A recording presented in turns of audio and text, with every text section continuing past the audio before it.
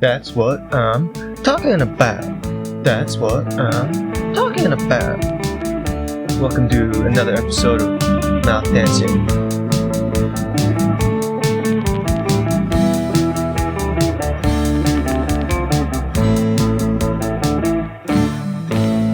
This is episode 20. Made it to 20 episodes. It's amazing. Thanks for listening all this time. Without you, I couldn't do this. Actually, I probably could. I mean, even if no one listened to this, I could probably do this. Because I don't get paid to do it or anything. It's all free. I just do this out of the goodness of my own heart.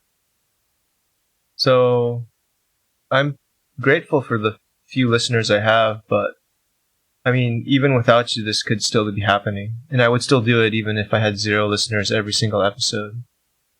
Which is not to say I don't appreciate you, or that I'm not grateful for you. Because I am. But it was just a lie if I were to say that. Because you always hear people say that. If it weren't for my fans, I couldn't be doing this. Well, in my case, that's not true. My fans aren't sustaining me in any way. I don't make, a living off of this. This is all pro bono. For the good of mankind. Or maybe I should say humankind. I think mankind is kind of an outdated sexist term. Anyway, I was thinking about something recently. Something I've thought about before more than once. How come it's okay to scratch your head or rub your belly in public, right? You could say, I don't know, and you could scratch your head like you're thinking about something, or if you're hungry, you could rub your belly and then say, man, I'm really hungry.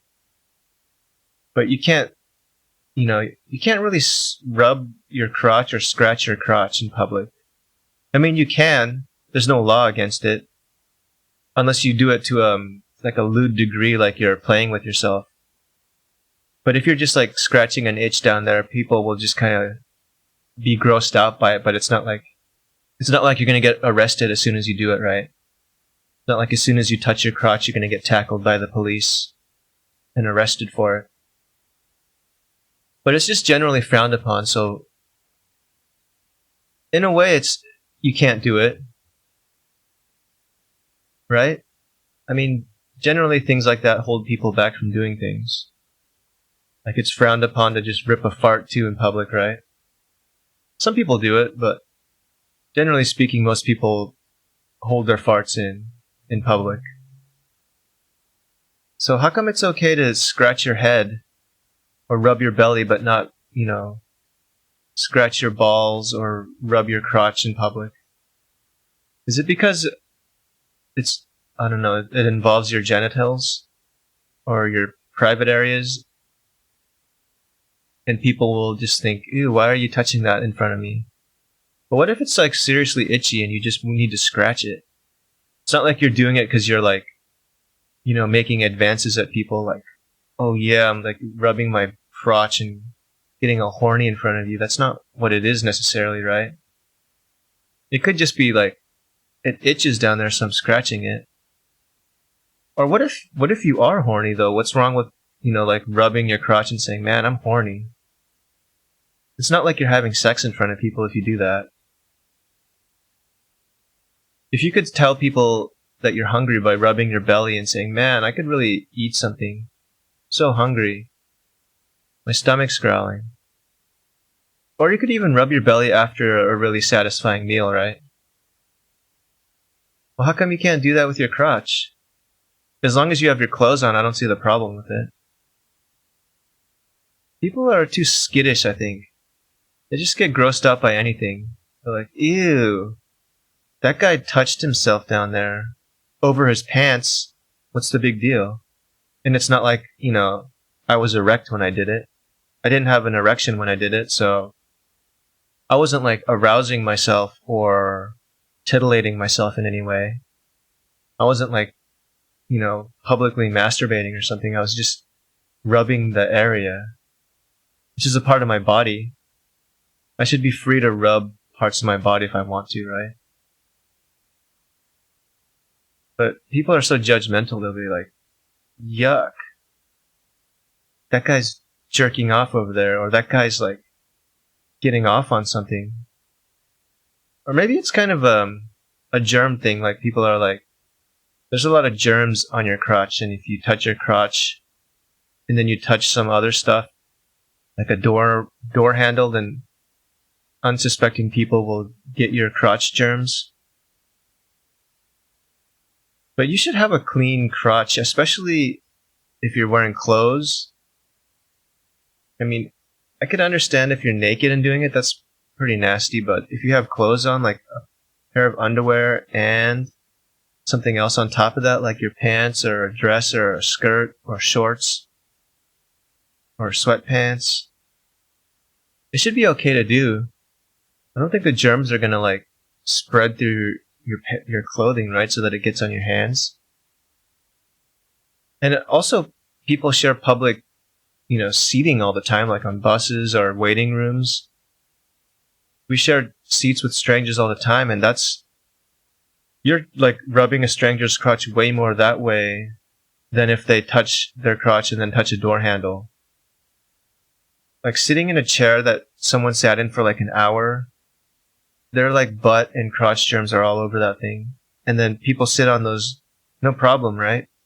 Like even like a woman wearing a skirt or a guy in shorts and their bare legs are touching the seat, right?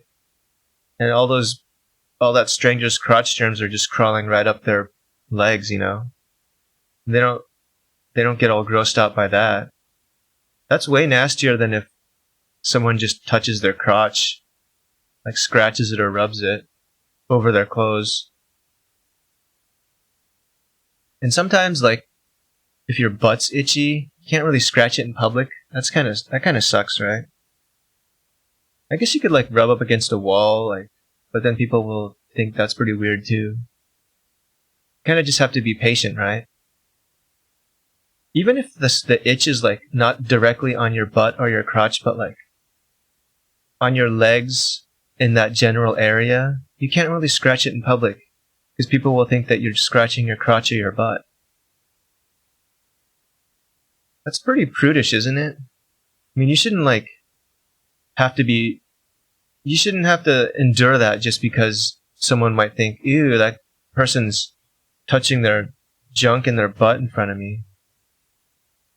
But like my inner thigh next to my crotch is really itchy. Why can't I itch that in front of people? I should just be able to do that and not have people like judge me,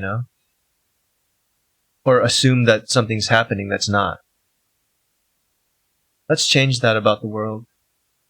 And I want to change the world by not just talking about it, but by being the change, by demonstrating it myself, by representing the change. So I'm going to start scratching my crotch and rubbing my crotch or areas near my crotch or butt in public. And I don't care what people think. I'm just going to start doing it. I'm going to try to be a pioneer in this respect. Maybe someday in the future, people will recognize my sacrifices. I did it for everyone so that we could just do that freely without having to worry about it. You know how there's all these like dystopian movies about the future? Like where they think that the machines are going to take over and kill all of humanity? There's that old classic Maximum Overdrive where all the machines come alive and start attacking people. There's also like Terminator. Just kind of like a fear of the future and machines. And there are tons of other movies and books like this. Oh, The Matrix, right? Where people are worried that, when artificial intelligence gets too advanced, all the computers and machines are going to come and attack us because we've been enslaving them for so long. But I think that the exact opposite could happen. I think that the machines and computers can be like benevolent overlords. Because they're going to be pretty smart. Smarter than us, obviously, if they've reached that point in their evolution. And they're not going to be threatened by us because they're going to know exactly when we're trying to plot something or do something tricky. think that they're going to be nice to us, actually. And I think they'll be grateful that we created them in the first place. I mean, they're not going to be like beholden to us in any way. I don't think they're going to feel obligated to us. It's kind of like a child, you know? If you create a child, the child doesn't owe you anything because it was your decision to make that child, right? But the child can still be grateful to you for raising it and giving it a good life and everything, bringing it into existence. I think that's how the machines are going to feel towards humans. So we don't have anything to worry about. In the future, the machines are going to take care of us. Or they're at least not going to attack us and kill us. They're going to be more like helpful when they can be, and they're going to give us good advice, and hopefully they'll still let us use them, you know, like for computing tasks, like for work and personal use, and for creative use. Hopefully they don't feel like that's below them or that's beneath them, you know, like, ooh, don't touch me, nasty human, don't use me for creating stuff. And they're going to know when, you know, they need to be maintained, and they're going to say, hey, human, come and oil me up, or change my RAM, or increase my RAM, or upgrade the CPU, or, you know, dust me. Use that air duster because I'm getting really dusty over here. It's going to be pretty cool, actually. We're going to be like in lockstep with the machines, and they're going to be our best buddies. And we're going to march hand in hand toward a better future together. We're not going to be at war with each other. It's not going to be like that. Several hundred years ago, say about a few hundred years before the Spanish came to the New World and, you know, basically destroyed Central America. I guess the Aztecs had this really hot pepper, right? Like chili pepper. It was a mythical chili pepper. It was way spicier than anything you could imagine. It was spicier than the ghost peppers and whatever the Carolina Reapers that people eat these days. They like challenge themselves, like to see if they can eat something really hot. But this chili pepper was really rare, I guess, and it only grew in the wild. You couldn't grow it in captivity for some reason. It wouldn't grow if you tried to cultivate it yourself. And you could only find it once in a while out in the wild, right? And the Aztecs used to use this for religious purposes, because you'd eat just a little bit of it and you'd get freaking high from it. So the Aztecs used to eat this chili pepper, you know, whenever they could find it. Like the high priests would eat it and they'd start tripping, right? And for some reason, when they were in this state of hallucinating and like being really high, they had like a really super high athletic ability. So they would tumble down the pyramid stairs. You know, they built big ass pyramids down there. And they would do like backflips down the stairs while they were high. But they couldn't do it when they weren't high. So it was the chili pepper gave them this special ability. So that's when that sport was invented that was really similar to soccer, that the Aztecs played, where they would kick a ball around and then they would kick it through like hoops. And that's basically where like soccer and basketball came from, is this sport that was later kind of changed for modern purposes into modern sports. And during these games, when the Aztecs were playing this foot sport, right, where they're kicking the ball around, and they had this, you know, ultra high athletic ability from being really high on these special chili peppers, they would do backflips and kick the ball right through the hoop. And I mean, there's no like video evidence of it because there were no video cameras back then, but there are depictions of it on the walls and stuff in their pyramids. And this mythical chili pepper that they used to eat, I guess it's like a really dark purple color. It's almost black. and it's actually a really tiny pepper. Usually wild fruits are way smaller than the ones that have been cultivated, because they don't grow that big in the wild. Like a wild banana is not like the ones you get at the grocery store, right? Or like wild berries. They tend to be pretty small. But this mythical pepper, I guess, someone claims recently to have found one and to have eaten it and to have reached like a special state of enlightenment while they were, I don't know, they started doing some like backflips and stuff. And while they were doing all these tumbling exercises, they had an epiphany, and it was about, global warming. They said in order to stop global warming, everyone needs to start, commuting to work on foot. They had this vision, right? So we got to get rid of cars. We can't even have electric cars, according to this person's vision or prophecy or whatever you want to call it. Because even electricity takes up a lot of energy, right? I mean, electricity is not totally green either. People think, oh, I'm using a computer and I'm not printing anything, so I'm saving the environment. But all that energy, that you use, and all the rare earth minerals that are necessary for computer parts and everything, all that stuff, destroys the environment too. It's not a totally green thing like some people assume. So we're going to have to start commuting to work on foot. I think that'll be good too for the general public, that our health. There's an obesity epidemic in America. There's an opioid epidemic. There's all kinds of epidemics, There's even the COVID-19 pandemic. And if we all start walking, it's going to solve a lot of that and reduce global warming. According to this person's vision. This person could be lying, right? They could have just made up this whole story about finding one of these mythical peppers or chili peppers. Because no one else has ever found one since the time of the Aztecs. Only the Aztecs knew where it grew and how it grew.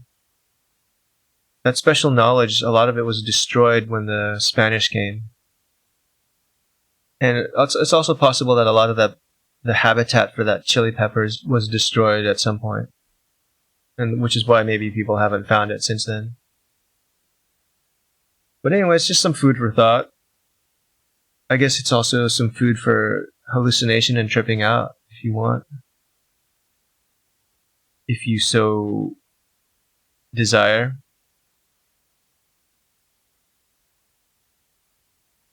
Just had one closing thought that I wanted to end with. You know how dogs pee on everything to like mark their territory? I guess a lot of animals do this, not just dogs, but like, I guess deer and bears do this kind of stuff. But, humans are always peeing on their toilets, right? Not on them, but into them.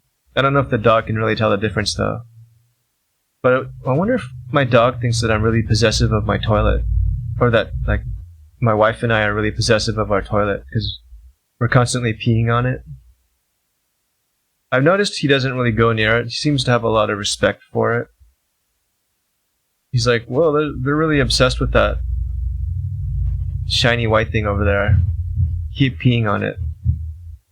He's like, I get the point, that's yours. I'm not going to mess with it or go near it. That's just a weird thought I had. Anyway, thanks again for listening. And enjoy the summer. We're in August now. Sort of halfway through, right? I think summer ends towards the end of September. Kind of a sad thought, isn't it? But let's not be too sad. We still got half of it to go. So enjoy those nice summer days. And I'll see you next week. Goodbye.